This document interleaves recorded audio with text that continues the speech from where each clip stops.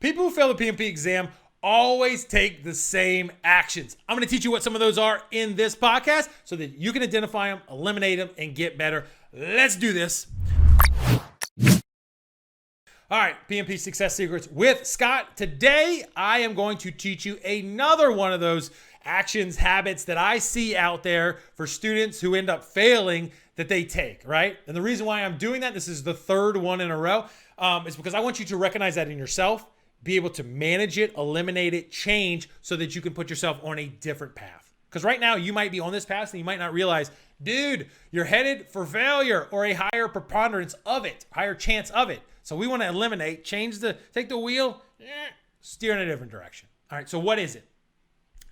Now, I know a lot of you out there are notes takers, okay? I kind of am too. Look, I got notes. Like, that's how words, they either come out of my mouth or come out of my fingers. They got to come out some way, right? So for a lot of us, we are going to take copious notes. And for a lot of us, that's the way we have learned in the past, in college and everything else, and it's helped us, okay? But a lot of times, what helps us can be our enemy as well, sometimes, right? And so what I would ask you for some of these people that are tons of notes takers, like, hey, that's my game, I do that a lot, is that are you giving yourself enough time to think and not take notes? So what I find with super duper notes takers is that they take themselves out of the process. They become stenographers, not learners. And so in this world, the biggest thing is not to become a stenographer or a notes taker or whatever. The data's already there. It's already on the page or in the videos or whatever. You don't need to write it down. Heck, you can get a transcript of it. Just run it through someone online. What you need to do is have an iterative approach to learning and realize that the information can come over you multiple times. It can run over your brain and get through the system multiple times. And what you want to do is see it as waves, shoom, shoom, through the ocean. That you're not going to get it all the first time, but you're going to get it the second or the third. And what you have to do is shorten the learning periods so that you're not betting on one learning period to say, the information's only coming once, I got to get it down so I learn it. No, multiple sprints, if you will, so that you can learn it and get richness and depth to your understanding. Now, there's a problem. If you're in a boot camp and it's live and they're only talking to you once, yeah, you're screwed. Because it's only coming one way and, I got to write it down. Because the PowerPoints are probably just a list of information. So you're in trouble. So you're in the wrong environment that does not allow you to be successful. So you're coping with a terrible environment. Well, I would take yourself out of the environment. Ghost them, bro. Don't go back. Or if you did that, realize I was in an environment that wouldn't allow me to be successful.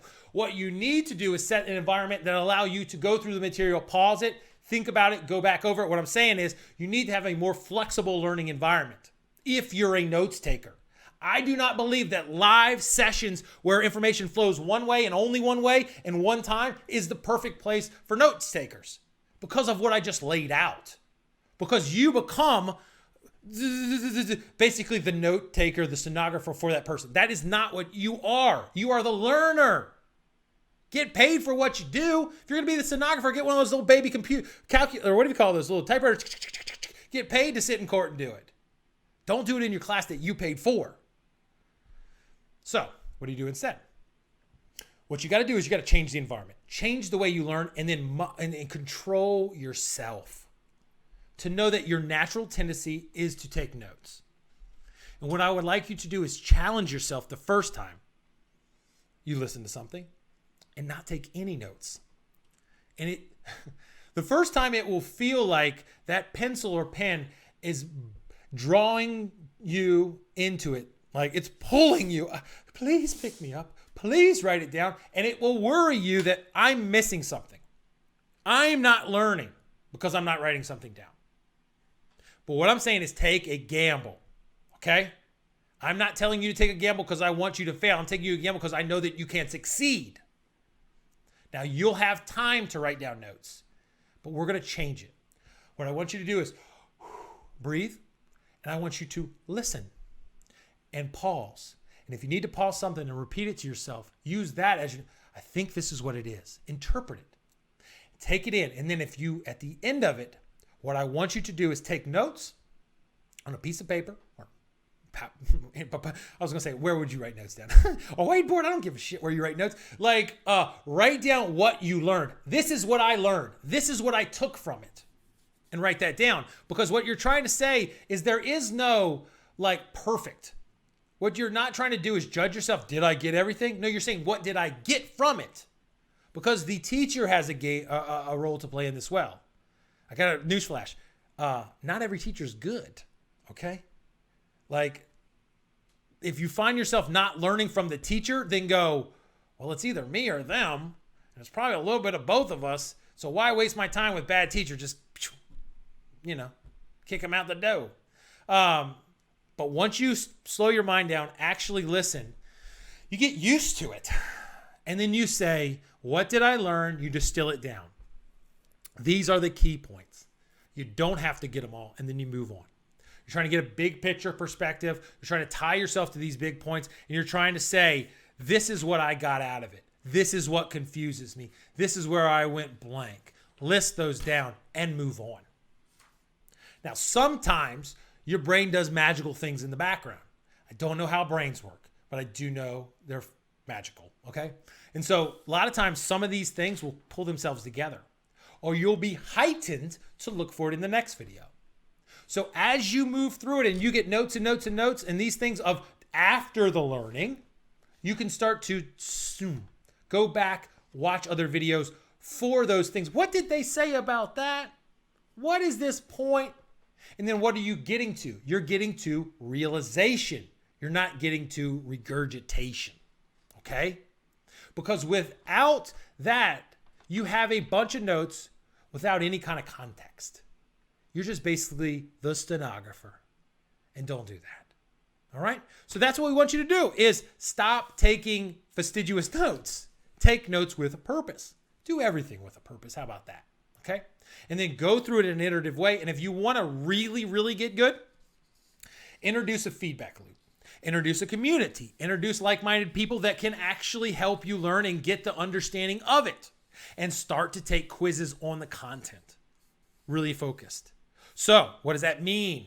It means we would write down what we learned, what kind of questions we had, and we'd roll on. And then we'd say, what did you get, other persons that's going through the same thing, from this?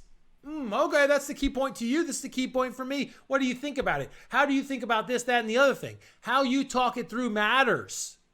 And we facilitate those conversations all day, all night. That is where the rubber meets road. We make people like killers in a good way, right? Thinking wise. So as you use that, go over and over, and then you go, man, I disagree with you about that. Let me go back, talk to another person, a coach, go through the videos, get a better understanding. But now you're digging down looking for gold. I love gold. Instead of having a piece of paper that weighs you down. So stop taking notes. Do it differently. When you do it, your path, whether you know it or not, changes. Your probabilities flip. Instead of 75% fail, 25, 20, 10% fail. Okay? I like those odds. So let's change the way we do it. Go forth. If you want help, one of the first things you could do is reach out. And we have a lot of free stuff. We got problem solving template. We got EVM books. We got all this different stuff that's free or just pay for shipping, all that junk. And then you can get it. That'll get you jump started, give you the fodder, the basics to get going. All right. And then once you do that, if you want to get more, get in the community, groups, just get involved, talk to us. We'll get you in the accelerator groups. You can see if you like it or not and go from there. So all we do is stimulate and, facilitate these conversations. So reach out to me, scott@pmmasterprep.com. Go to our website, pmmasterprep.com. Download the free stuff. Get in our thought process. Let us help you. Or send me an email, scott@pm. I can't remember if I already did that one. My phone number is 757-759-5282. All those things, See you soon. Don't make those mistakes. Let's get better. Adios.